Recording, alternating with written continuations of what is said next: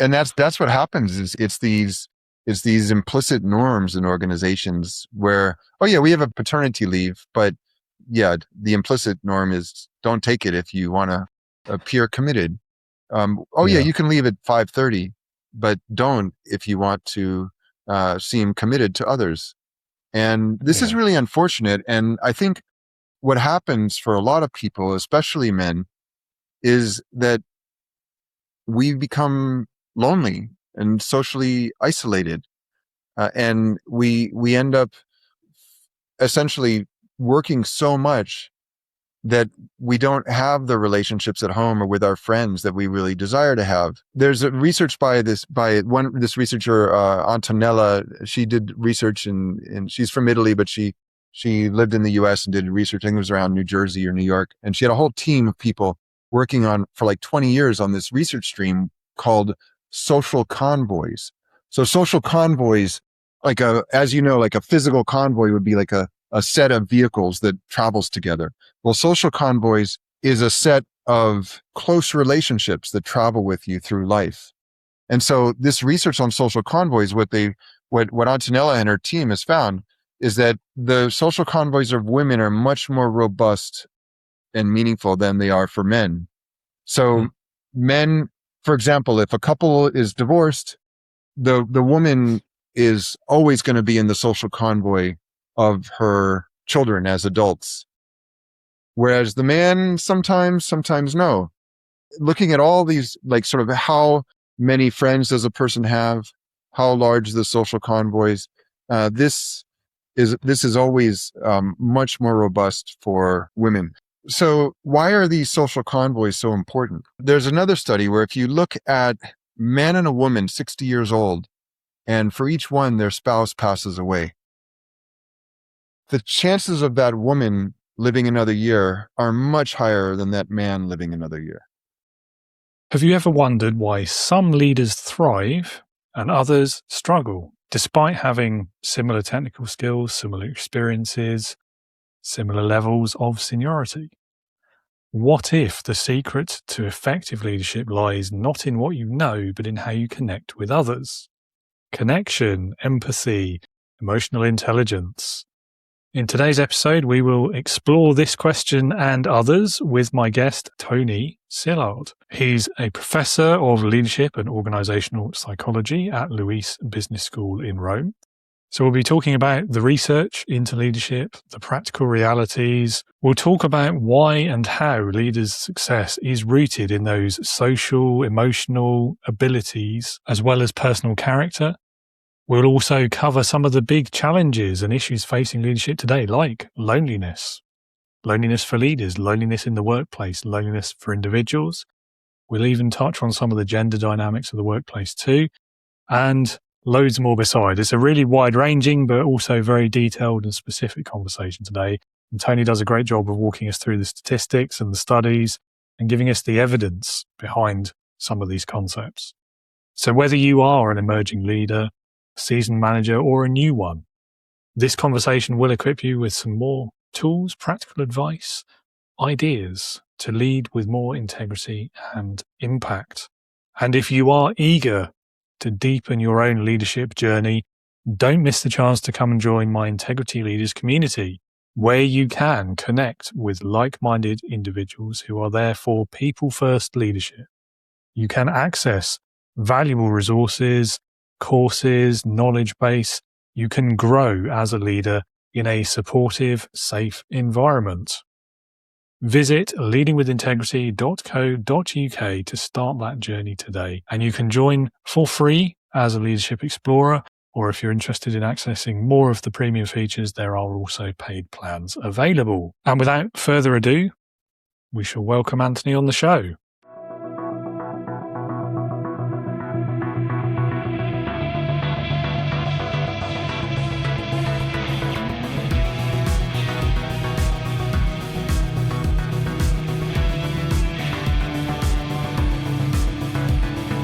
Welcome to the Leading with Integrity podcast. Leadership talk for the modern manager. With your host, David Hatch. Anthony, welcome to Leading with Integrity. It's lovely to have you on the show today. David, I love your show. Thanks for having me on. It's an honor. Oh, well, likewise. To kick us off then, tell us a bit about yourself, your career so far, what you do today, and why you do it.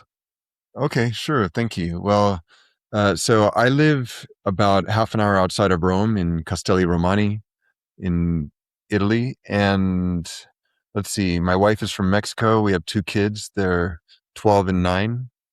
And I'm originally from Washington, D.C. That's where I grew up. I really, my whole career has been dedicated to leadership. I mean, I'm 58 now. I know I don't look a day over 57, but it's true. And so I've been a leadership educator, trainer, coach, professor, you name it. I'm now a professor of leadership and organizational psychology at Luis Business School in Rome. And I also run a nonprofit organization called the Center for Social Leadership.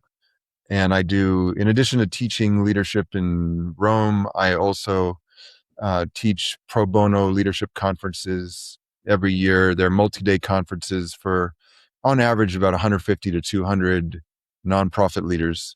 And I do those in Africa and Latin America, also in Kenya, Mexico, in Rome, Amsterdam, and I bring in a lot of other professors and trainers to teach different aspects of leading organizations. So it's a real kind of like really high quality package of training. And we do that because it's, in my mind, leadership's a very powerful mechanism, and it shouldn't just be used as a kind of rich get richer model, but also really for social change. Because you have all these leaders of social change organizations who, they didn't wake up one day and say, "Oh, I really want to be the director of a nonprofit or NGO."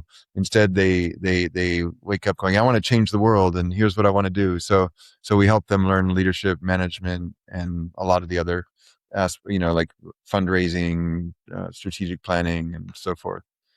And my area of research is emotion and leadership. Right now, along with Sarah Wright at University of Canterbury in New Zealand, we're the two leading researchers in the world on leadership and loneliness. We have a lot of articles out on that topic. A lot of interview and survey studies trying to understand what generates loneliness in organizations for leaders as well as for the people they lead. And let's see, I was in the Peace Corps in Kenya.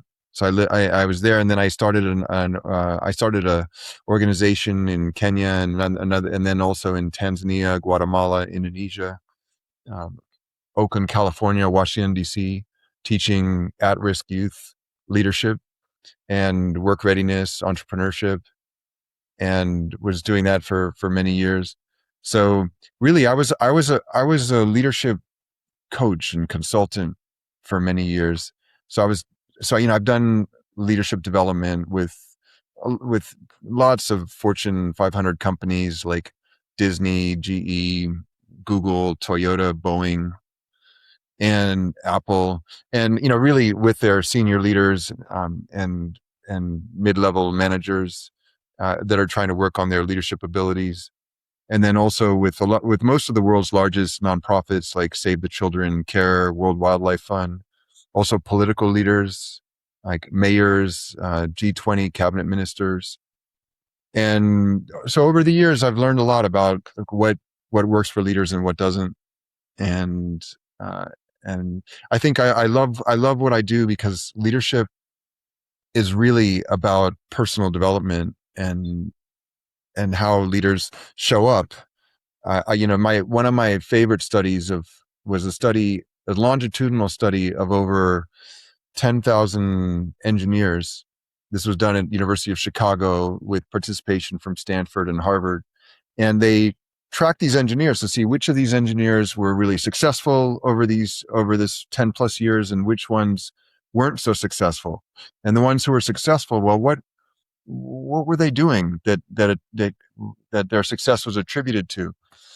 And so it was really interesting because technical expertise or their knowledge of engineering I always ask people, like, what percentage of their future success do you think was attributable to their know-how or their technical expertise? And it's only 14%. So, think about it. Let's suppose you're an aeronautical engineer. If you don't have really strong technical expertise and you make a mistake in the cockpit, the plane might crash. So it's pretty important for engineers to have that strong knowledge and of how engineering works, whether they're civil engineer, electrical, whichever. And so the other 85+% of the success of these engineers was attributable to only two things. Number one, personal character. Number two, socio-emotional abilities. So really, what kind of person were they and how did they get along with their coworkers? Now, those two, for me, are very inextricably intertwined. So personal character is like what Stephen Covey would call private victory, and socio-emotional abilities are public victory. But they both come down to a similar phenomenon, a similar dynamic, which is, what kind of person are you and how do you relate to others? So if your character is about manipulating and lying and cheating and kind of misleading people, well, good luck developing relationships, right? That's probably not going to go so well. So these two really come together. And so what I really love about teaching leadership is that it's really about these soft skills. It's about character, refinement of character, and it's about how we interact with others, how we develop relationships with others, which I call the goal there is what I call CMSRs, compassionate, meaningful, sustainable relationships. That's I would say the number one responsibility of leaders is developing compassionate, meaningful, sustainable relationships with their followers or reports, and facilitating the development of those CMSRs between their followers, between their direct reports, so that essentially it's all about the facilitation of healthy relationship development. That 85-15 split is interesting to me. I wonder if the same applies across multiple industries and specialisms, because I feel like something where there's like that safety component, it makes sense to me because that 15% has less impact on their success as leaders in the future, because it's the baseline. Like, you have to have it to exist in that industry, in that role, because safety is paramount in aeronautics, in aerospace, for example. But I wonder if there are like parallels to any industry where there is that, like, you've got to have a baseline of technical capability, whatever that looks like in your industry, in your company, without which you're never going to get taken seriously anyway. So the other things wouldn't happen either. I don't know. What do you think? Well, okay, so that's a great question, David. And engineering is a very masculine industry. It really, or occupation rather. It's really a very masculine. It's very male. There's many more men that go into engineering than women. And if we were to look at, so I'm working on a book now on gender and leadership, and if we were to look at more feminine occupations where there are more women going in than men. So for example, if you look at early childhood development, education, psychology, counseling, you've got 85-90+% women there. I would say in those types of occupations, the percentage of the success of those going into those occupations is probably going to be quite a bit higher than 85% in terms of personal character and socio-emotional abilities. So an engineer, for example, who is maybe somewhat of an introvert and doesn't get on with everyone so well, but is really good at what they do, is really, so in terms of safety mechanisms, is really able to understand these, what they're sort of the materials, the objects that they're working with. Probably people make more allowances and say, well, okay, Joe, yeah, he's a little irascible sometimes, but in the end, he's a good guy and he really helps us. And so, so he squeaks by. But I think that's going to be much further and far between when you look at someone who's working, for example, in a psychology clinic with 10 other psychologists. And, if they don't get along with others, a lot of what of their actual work output is opaque compared to engineering. So they're just assuming that, well, if she or he is good with is interacts well with us, they're probably interacting well with their patient, which is not always the case. And Yeah, I see where you're coming from. I think you're right. And there's a couple of things that we're kind of crossing over here, like common themes that we hear a lot about. So like the accidental manager who's like that person promoted for their technical skill, even though they've got no leadership or management capability. And then this problem as well around like the toxic high performer who is tolerated almost no matter what they do or how badly they behave. And for some reason, I don't know if you've watched, did you watch that TV series House back in the day? Oh, I think I did see a few episodes of it. Yeah. So the whole premise of that show is like he's just a genuinely awful person. Like he's horrid to everyone, even his patients, but he's really good at the medicine and figuring out the puzzle. So they keep him around because he, in quotes, saved lives. Interesting. Yeah, I remember that. And so, of course, I think what you're describing, a lot of people are going to connect with Steve Jobs, because he was, I don't think people called him a horrible person, but I think that he was known for humiliating people his employees, if he didn't like the work they were doing. I actually coached an engineer who worked for Steve for about 12 years at Apple.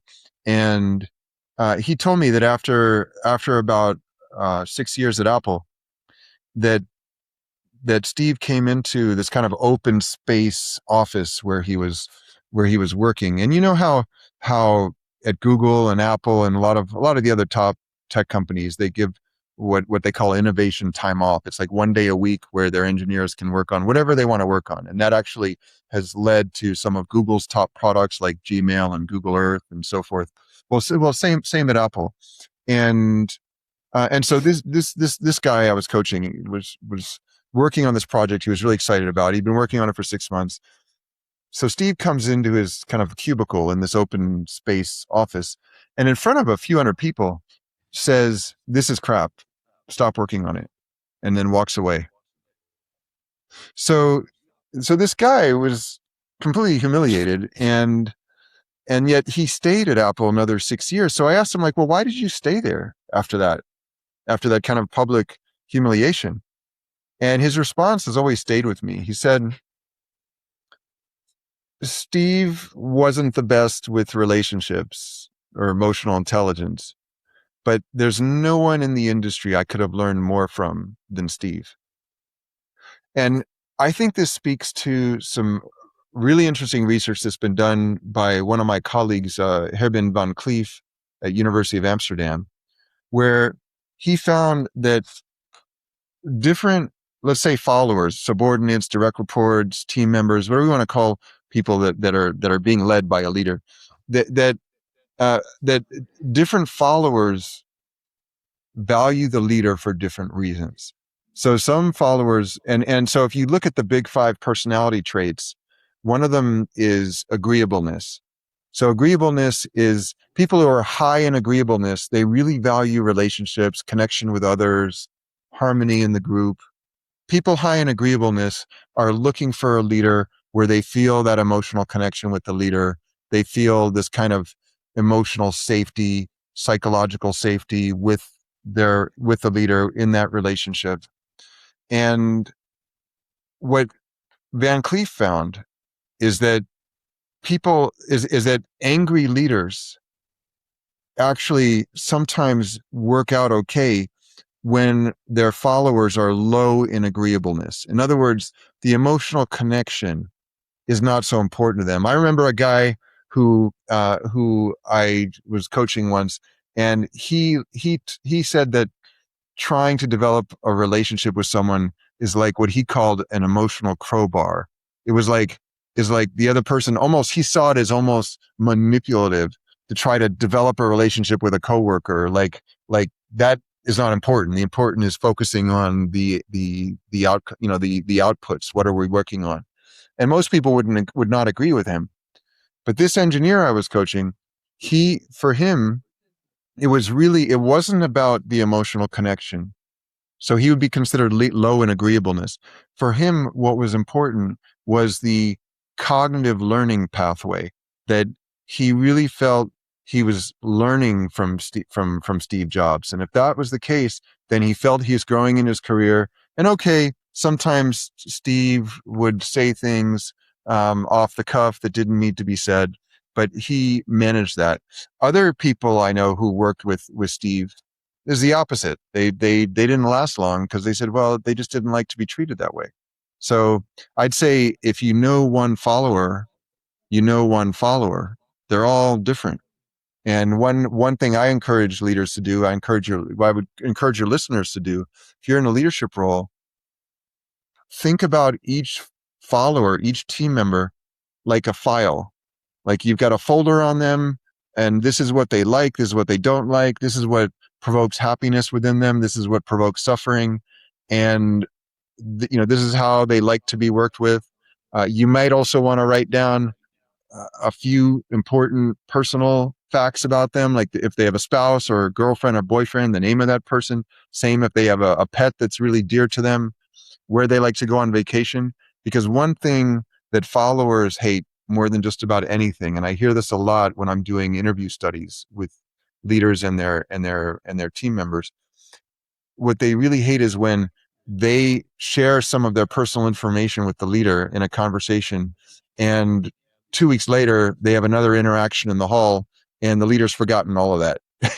So they're like, why am I even sharing anything with you?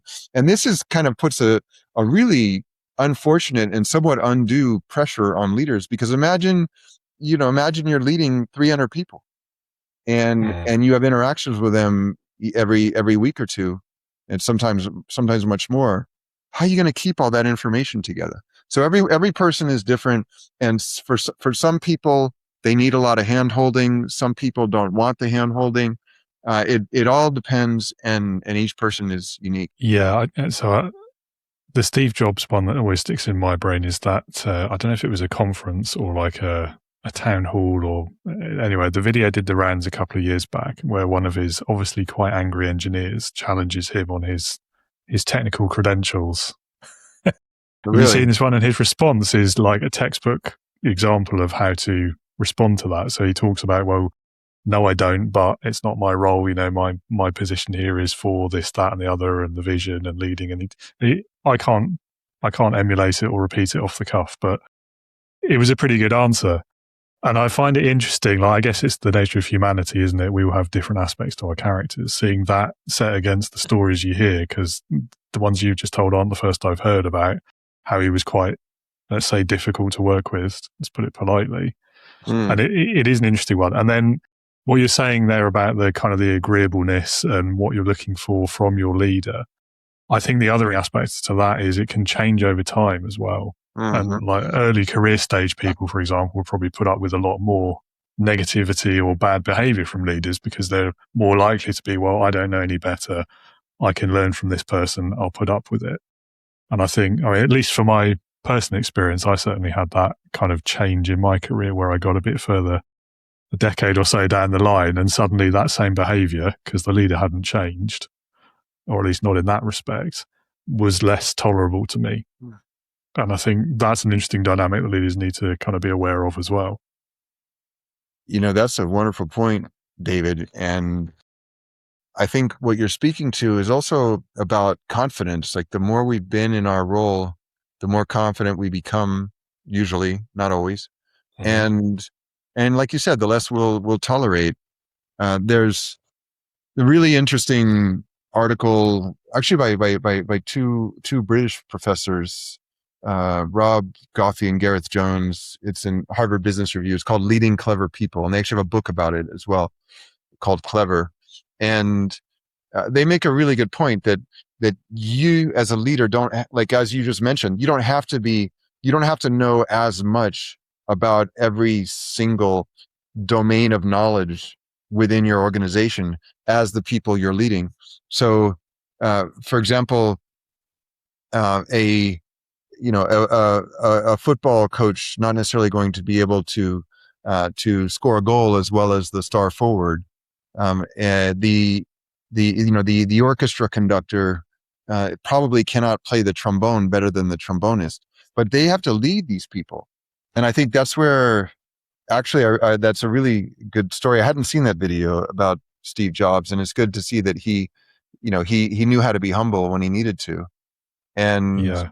and I think humility is really important, and understanding that if we approach leadership with humility, and also with curiosity and wanting to learn from the people we're leading, then I think we create a much flatter organization where people do want to stick around longer. You know, it's interesting because there's also these studies about how people use technology, and in line with what you said about how we tolerate less the more, the longer we've been in our role. Well, it's also true that that the people who sometimes are the most stressed out are those who are new to an organization, and they're the most tethered to their phones. They have the least work-life balance because they feel like, hey, I need to reply to every email and every text as quickly as possible.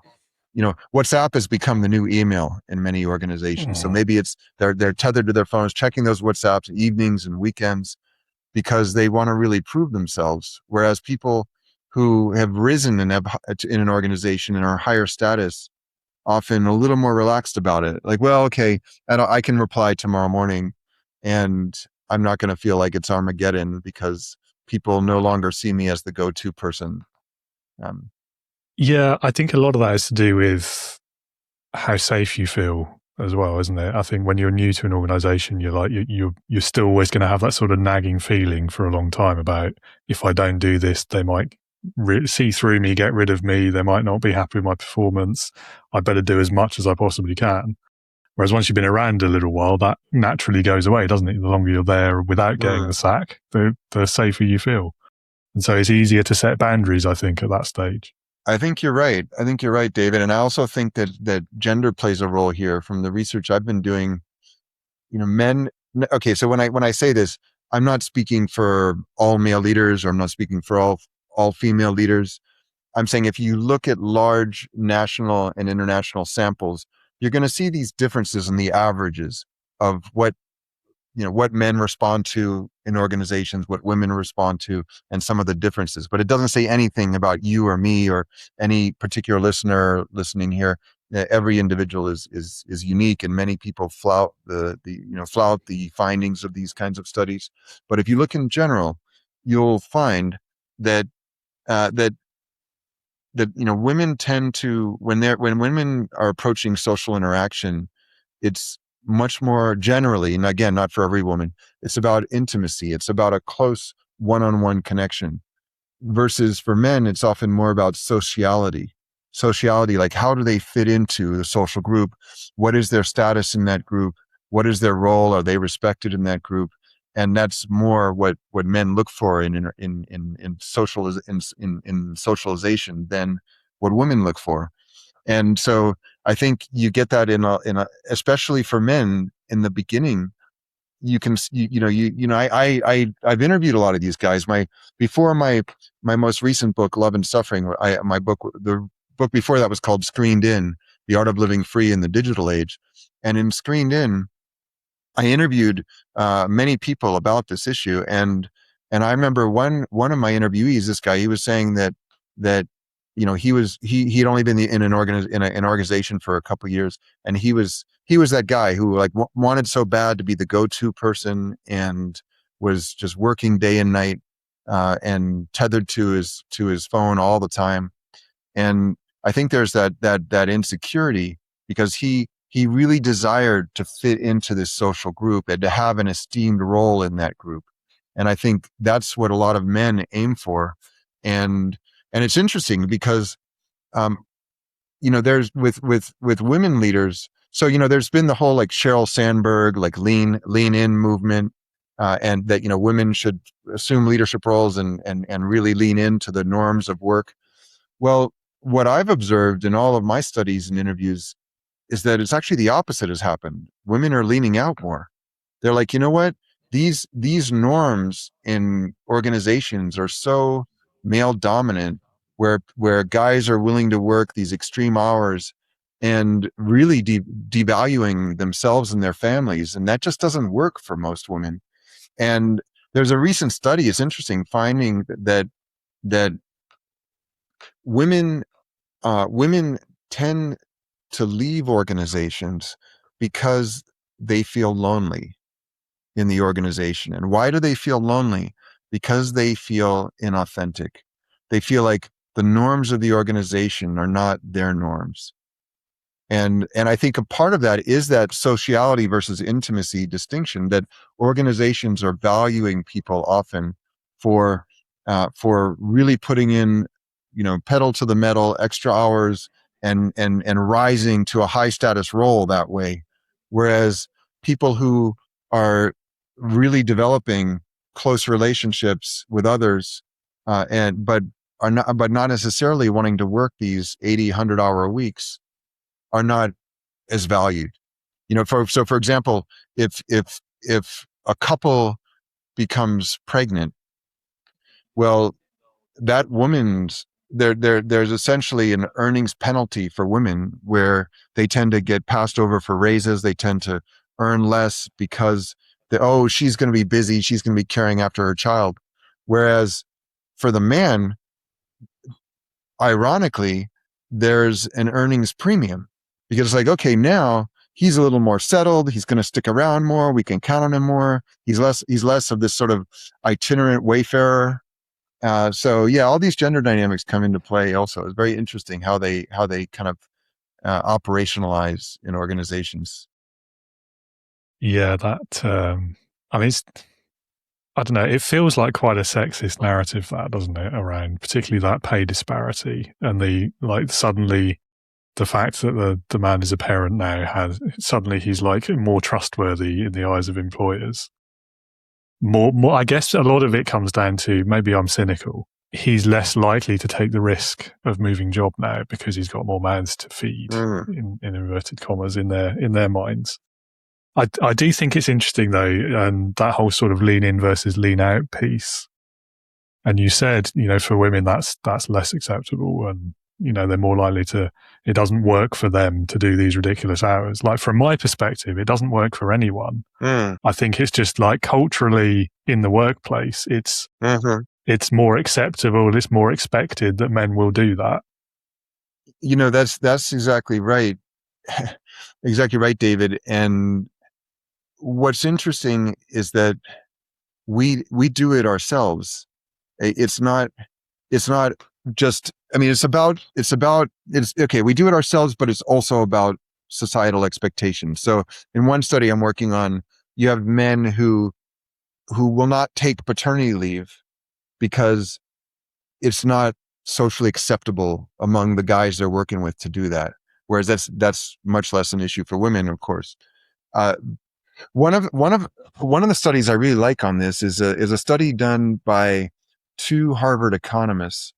And what they did was they studied the drivers of the MBTA in Boston. So the MBTA, it's like, I don't want to get this wrong, it's something like Massachusetts Bay Transit Authority. I used to live in Boston, I should know. But we just called it the T. But it's essentially the trams, the trains, the buses, and so forth in Boston, in the greater Boston area. And what they found was that if a couple did not have children, they did a longitudinal study, and they found that, like, they're basically looking at the pay gap between men and women, and the male and female drivers of all their conveyances. And what they found was that if the couple did not have children, there was zero pay difference over time. There was no pay gap at all. But if they had children, then the pay gap started to widen and widen further and further. So what happened was, when a couple had a child, the woman would now start to work less, because now here's where the societal expectations come in, because she felt compelled to take on more housework, more childcare. There's the invisible cognitive load, which all of the unnoticed, unappreciated activities and responsibilities that women predominantly women have to engage in, or choose to engage in it sometimes, but often because they feel compelled to engage in because the man's not doing them, like, you know, setting up doctor's appointments, going to, pick up children from sports practices and setting up play dates, making sure that lunches are packed. The list goes on and on and on and on. And a recent study found that even though women do more than double what men do, it's like 79% versus 30 versus I think 37%. What the sort of invisible cognitive load that women take on, all of these kind of immeasurable activities regarding children versus what men do, that men actually believe that they're doing just as much as women. It's this real miscalibration of kind of understanding and judgment around actually how much of the housework and childcare women are taking on versus men. In fact, there was a Pew Research Center study where they looked at time use data, and they looked at how are couples spending their time. And what they found was, if you take a fully employed woman and an unemployed man, that man is doing, believe it or not, 6 hours more of housework and childcare than his wife is. So she's out in the office all day, or working from home all day in her home office, but she's working all day long. He's unemployed. He's at home. He's doing 6 hours more a week of housework and childcare. Now, if you switch roles, now you have a fully employed man and an unemployed wife. That woman is doing 46 hours more per week of housework and childcare. We're talking about a 750% difference. So we're still in the dark ages of gender inequality around this stuff. And going back to the MBTA and the study at the Harvard study, so they found that because of all of this sort of unseen, additional, visible and invisible cognitive load that women are taking on, housework, childcare, and all the invisible responsibilities that we don't really acknowledge, that women, in order to do all of those things with a family, they have to work less. So they're working less over time, and as a result, their salary starts to decrease. Well, men, on the other hand, what the drivers of the trams and the trains and buses, what happened with the men is that as soon as they had a child, what did they do? They started working more hours. They started working overtime, and their salary started to increase. So the way I see it is that for men, we have 4 priorities. Almost all men, this is what we primarily focus on. 4 priorities: to procreate, produce, provide, and protect. That's what men tend to focus on. And not all men, but most men. And so the outcome of that is that men are working more. The salary gap is really widening for a couple if they have children.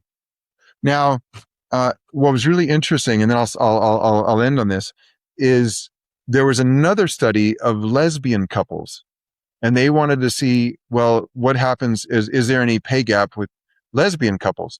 And similar result. If they didn't have children, there was no pay gap. But if they had children, whose pay started to decrease and whose pay started to increase?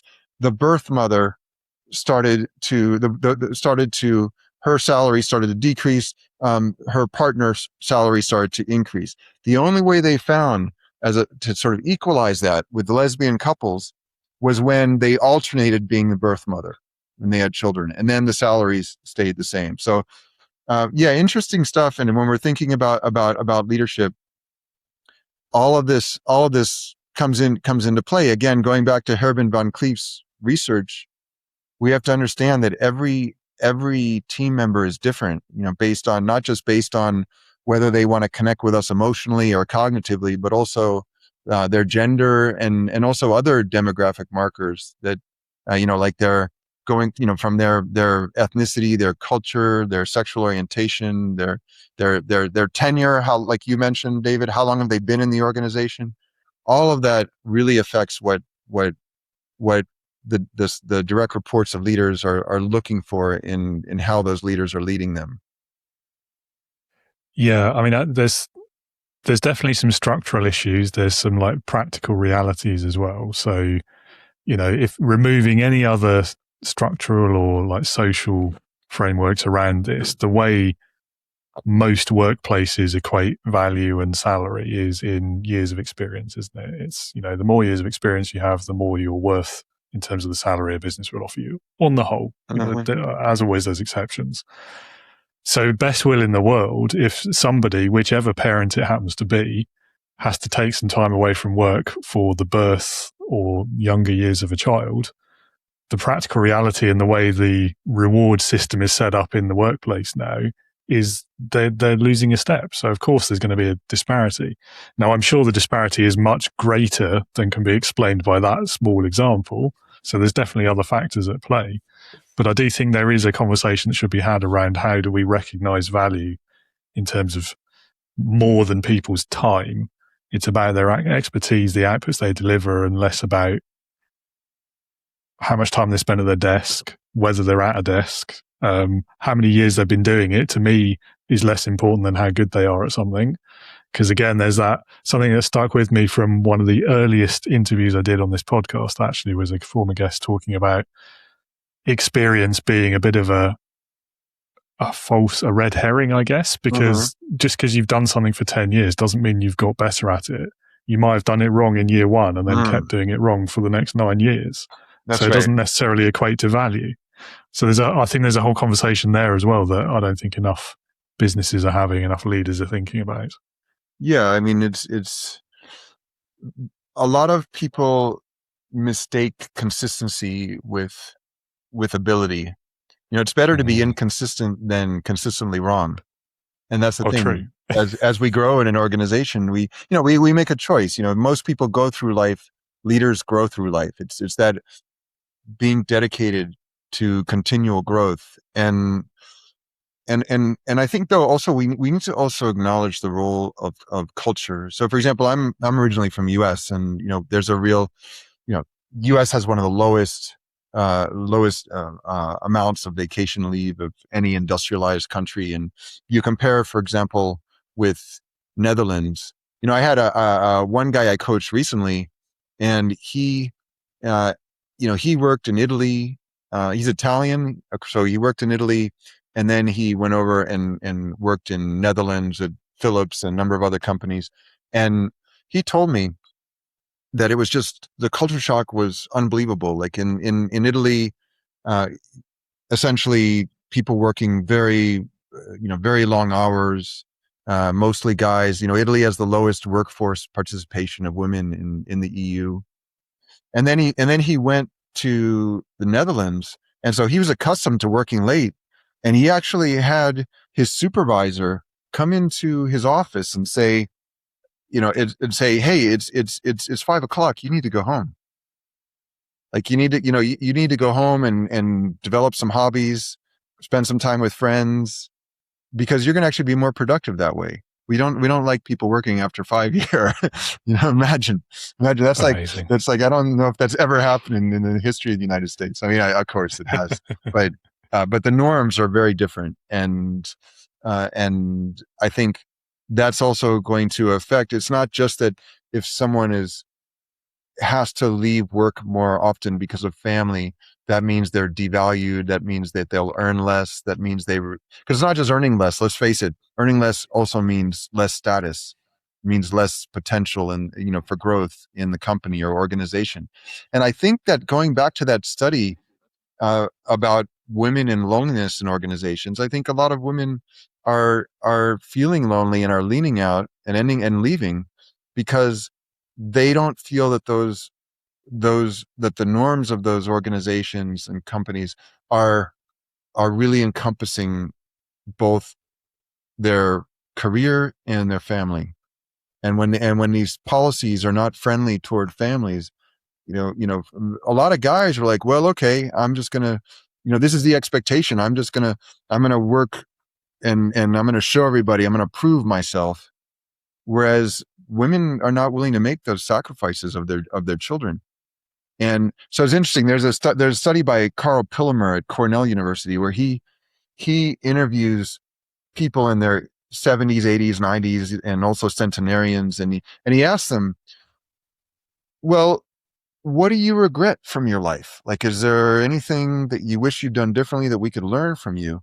And what's interesting is that many of the men, what they share is they wish they'd spent more time with their families.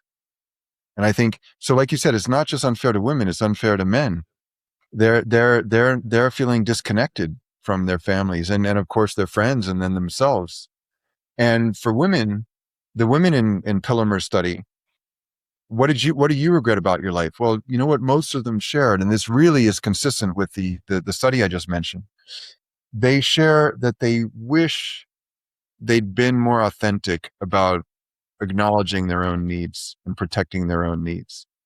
So it's like women being sort of feeling forced into this kind of involuntary caretaker role without much support and doing that for decades and then feeling like, what happened to me?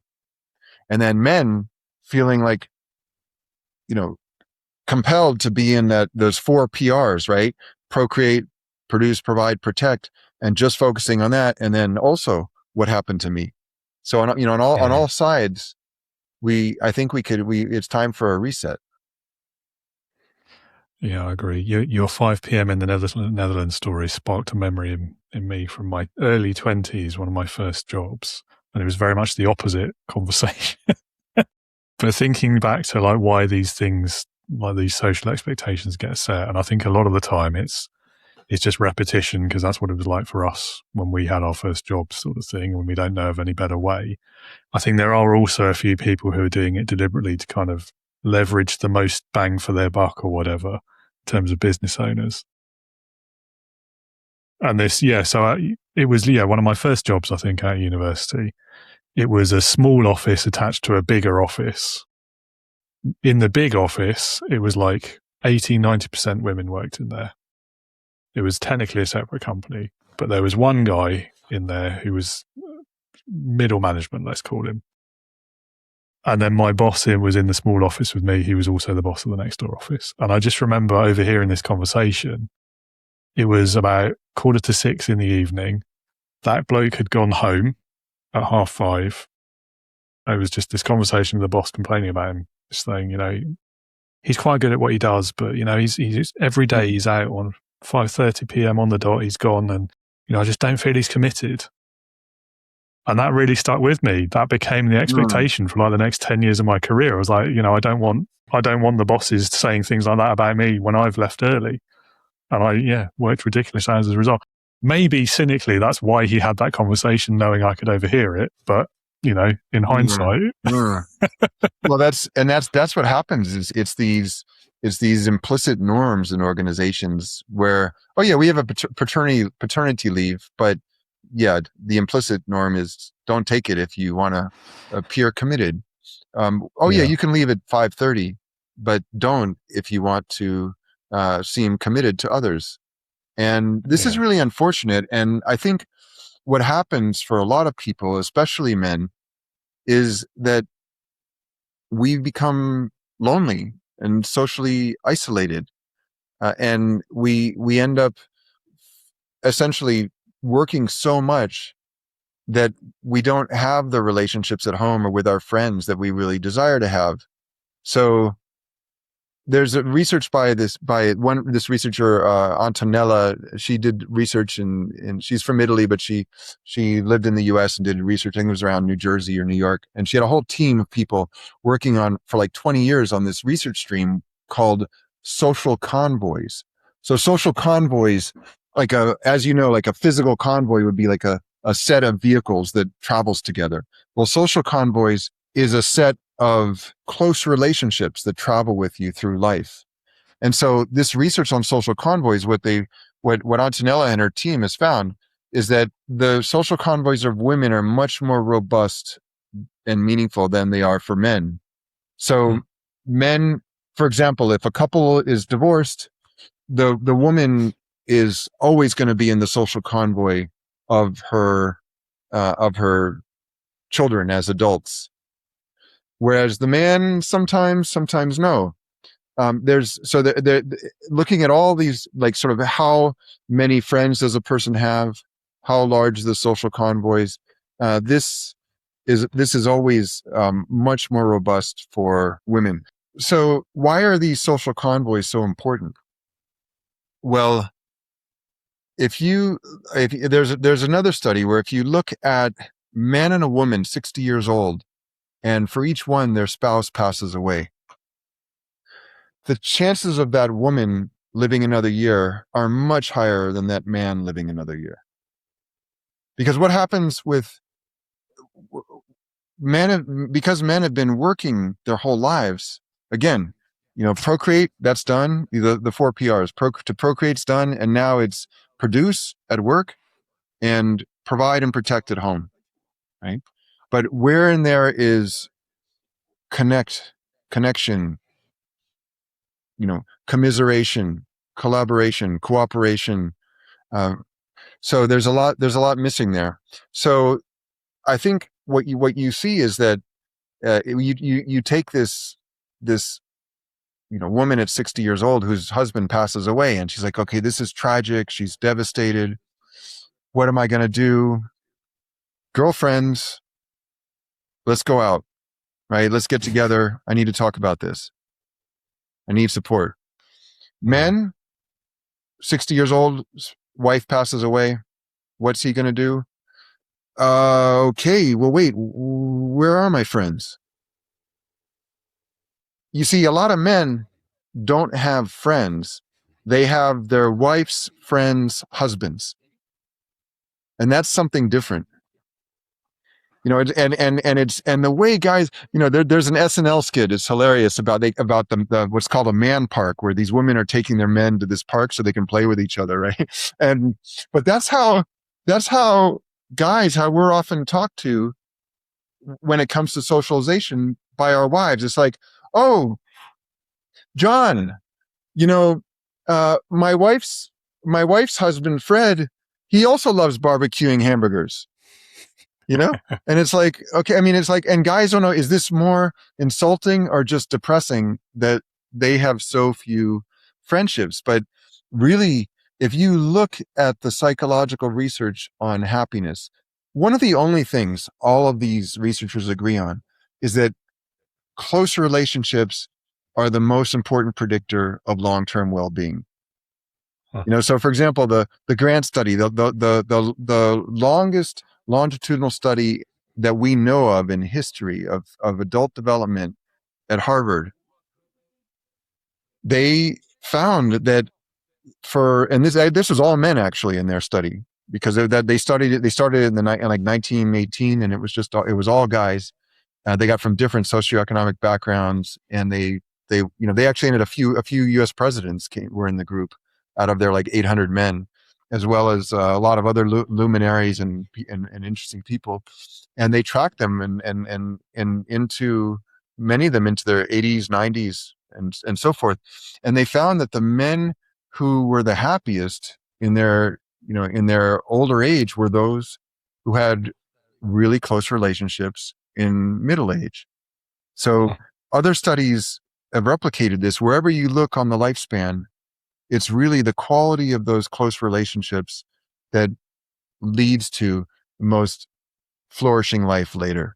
And we've already talked about that's happiness. In terms of success, we talked earlier today, David, about in this session about how the strongest indicator for success for people, that engineer study, again, it's close relationships, the socio-emotional abilities. So I think I would say to each of your listeners, whether you're woman or man, boy or girl, whichever, there's no greater investment you can make for your long-term success and well-being as a leader and as a person than to invest in your social relationships. That's the number one thing you can do. Yeah. Plus, it's nice not to feel so lonely as well. So, in the short term, there's a gain there as well, isn't there? Well, and then the research on loneliness has found that loneliness dysregulates. When we're lonely, we don't make as good decisions. I mean, loneliness will actually derail your career. I had an example of this recently where a young CEO. This was actually a guy that was interviewed by Brene Brown. This young CEO, he just thought, okay, I really love what you're sharing, Brene, about vulnerability, and I'm just going to go and I'm going to tell all of these investors in the first round of funding of our company that the truth. You know what? I'm in over my head. I just don't have no idea what I'm doing. And she's like, whoa, wait. You don't want to do that. That's not the kind of vulnerability where, that's what happens is that when we're lonely, and many CEOs, many senior leaders are lonely because who can they talk to? You can't talk to the board. You talk to the board, it's like, well, do we have the right CEO? If you talk to your employees, it's like, okay, you're leading us and you're, and you don't know what you're doing. So many leaders find themselves, they have these huge decisions they've got to make, and they've got no one they can talk to. And that is one of the main drivers of loneliness at the executive level.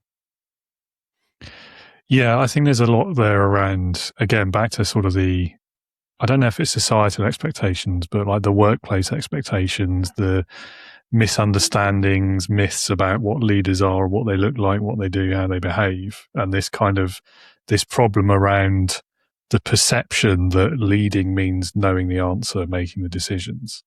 And I think that leads so many of us down that path of keeping the decisions to ourselves, to not discussing things, assuming you can find the right room, the right people to talk about it without risking the whole business. So not the investors. Right. But you almost become like, it's self-isolating, isn't it? Because you see that as your role. You think that's what people expect of you as a leader. And so it becomes almost self-fulfilling as well. And then you get stuck in that vicious cycle of loneliness. Mm-hmm. Well, yeah. And I have a leadership principle I teach in my conferences, David, which is it's easier to be a friendly leader than to be a friend and a leader. Mm. And so this is the thing is that where you work, it's kind of like you don't want to, fish and swim off the same pier. Like where you work is not the best place for most leaders to develop genuine friendships, because there's this disparity. Like you control other people's livelihood. They don't want to hang out with you on a Saturday night and let their hair down because of what's called evaluation apprehension. They fear you're going to evaluate them, assess them by what they do. So what I recommend to leaders is to find peer groups. That seems to be the best, most replicable solution for loneliness around at the executive level, or especially around wanting like closer connections. And so find other leaders from other industries that you can meet with. Maybe you have like a lunch once a month and get together, and people can share ideas with each other, listen to each other. And it's a place where, you agree, like, okay, just like whatever happens in Vegas stays in Vegas, whatever happens at our lunch, whatever we talk about, it's confidential. We keep it here. And then some of those people can end up becoming really good friends if you really commit to it. One thing as a solopreneur, particularly starting as I did before COVID, so loneliness was a bit of a problem once or twice over the years.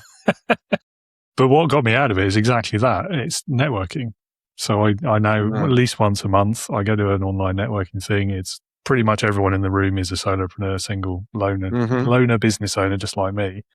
And we've built some great friendships over the years as well. So I can attest to the practicality, but also the fact that it works. And that's very wise that you do that, David. It's really one of the most important things you can, most important investments of your time, because also you get ideas from others. Yeah. And you look at what you're doing. It's kind of like you're stepping off stage and onto the balcony with them to look at what you're doing and what they're doing. And so it's an excellent idea. And I think it also is important, not just for men, but also for women, for friendships to form. Sometimes we need some pretext to initiate our interaction. So I call it thematic friendship. That you need to have a theme in the beginning. Sometimes it's kind of like you ever walk down the street and you see like a really small tree, and you see how it's like tied to a stick, right? Or so Yeah. that stick is kind of like the theme of a budding friendship. Like you have some theme that it gives you something to connect about, and then over time you transcend that theme and you go on to and the friendship becomes much more profound. Yes. Yeah. Yeah, I like that. That's a good way of thinking about it. So I'm slightly conscious of time. We've touched on loads of really big issues, and I feel like there's more that we haven't got to. So you're going to have to come back sometime, and we'll pick up on a couple of the Well, others. well, you're such a fantastic host, so you're not going to have to twist Oh, my well, thank arm you. to Oh, to good. to, Pleased to, to hear it. to bring me Yeah. back. And yeah. Can I for this time, can I offer 2 free books to your listeners, David? Would that be okay? Yeah, sure. I do have one more question that I'd Oh like yeah, to please, ask you as go ahead. well. But yeah, after that, definitely. So this is the mandatory one that everyone has to answer because it's my favorite question. So Okay. it's leadership heroes. Leadership heroes. And the question is, if you could pick one person, but it could be anyone you can think of, so they could be alive or dead, past or present, real or even fictitious, but it's got to be someone who, in your opinion, would perfectly embody leadership. Who would that be for you and why? Okay, so I'll offer a caveat that I don't think any individual I've ever known or read about perfectly embodies leadership. I think That's fair. the ideal is always above the real, unfortunately, or fortunately. So, but I would say a person who has very significantly influenced me as a leader is Malcolm X. And let me explain why. So one of the leadership principles I teach is I call it lead 365 days a year, not one day 365 times. And I think what Malcolm X did, which was truly amazing, is that he didn't finish the way he started. He was people called him mercurial because he was able to adapt, able to change. He became the most, after essentially he was a foster child. He ended up in Harlem in New York, becoming like a essentially like a drug dealer and thief. And then he rose from that to become the most prominent minister of the Nation of Islam. The Nation of Islam had this, essentially this was it was very much about, reaction to a lot of the race politics at the time. And for them, it was African Americans versus what they called white devils. And they had this idea that like essentially that white people couldn't be involved in their struggle for more equality. And so what Malcolm did, and I think is part of the reason that it resonates so much with me, is that he left that whole sort of micro environment in the United States of race politics. And he decided to go and travel to Africa and the Middle East and go meet with other leaders from other countries. And he had this really kind of like memorable encounter. I think it may have been the Algerian ambassador. It was a leader in Algeria, and the Algerian leader said to him, "So from what I understand, like you're not unwilling to work with white people, but I'm considered Caucasian. So does that mean we can't work together?" And that really like put him into like a place with a lot of reflection. And that and other meetings, he came back to the US and he decided that, okay, up to this time, I've had people coming up to me who were European Americans saying, can I help you? Can I get involved? And he always would say, no, I'm sorry, and move on. And he came back and said, well, he ended up leaving the Nation of Islam. he formed a new organization called the Organization of African American Unity. And he decided that what current civil rights leaders, including Martin Luther King Jr., were doing, where they were taking essentially the issue of oppression of African Americans, they were framing it as a civil rights issue and taking it to the US government. Well, Malcolm said, no, I want to, with the Organization of African American Unity, we believe this is a human rights issue. And we want to take it to the United Nations beyond the United States, because this is also affecting our African and African diaspora brothers and sisters in the UK, in all around Europe, in Africa, in the Caribbean, around the world. And so that always stuck with me, because I think sometimes our greatest enemy as a leader is looking back at us in the mirror. It's like you said, right? It's like you said earlier. It's like there's that saying, you keep doing what you've been doing, you'll keep getting what you've been getting. And I think leaders, especially today, need to be able to adapt, need to be able to change, and understand that as a leader, all eyes are on you. And when you demonstrate that you're open to change, then that sets the tone for the whole organization. I think it's Emerson who wrote that an organization is an elongated shadow of a single person. So I think as leaders, we have to be very sensitive to what are the implicit norms that we are projecting across the organization. Are they equitable across gender, across culture, across many different markers, demographic markers of human beings, which really don't always tell you that much about the human. Each human being is unique and different. So anyway, that's a little bit of a long response, but that's I would say Malcolm X has inspired me more than any other leader. Yeah, so I think he's been chosen before, but I love the reasoning behind it. Such a great explanation there as well. So thank you for sharing that. Didn't know all of the history there either, so thank you.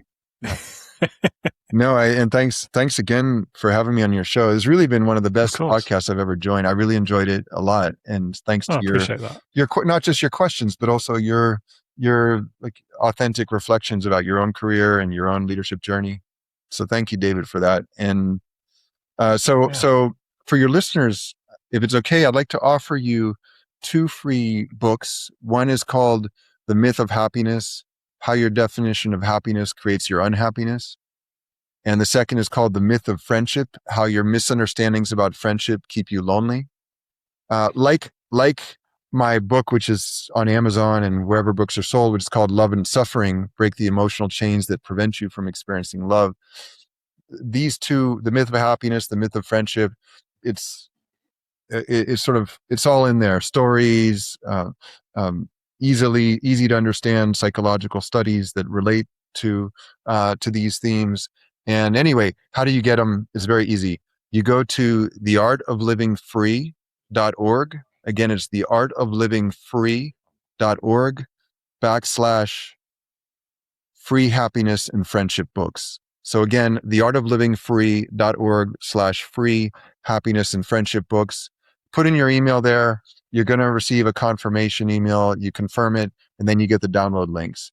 And at that point, you've joined my author community, and you will receive every couple weeks a new article on leadership or loneliness, relationships, work-life balance.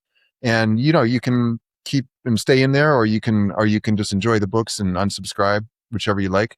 Of course, I hope you'll stay, but either way, I hope you enjoy the books. And anyway, once again, David, I really thank you for inviting me. This has been great today. It's been a really good conversation. I've enjoyed it as well. And I'll pop that link in the show notes so everyone can find it easily. And thank you so much for your time and for your conversation today, Anthony. Have a great rest of your day. All right, you too, David. Thank you.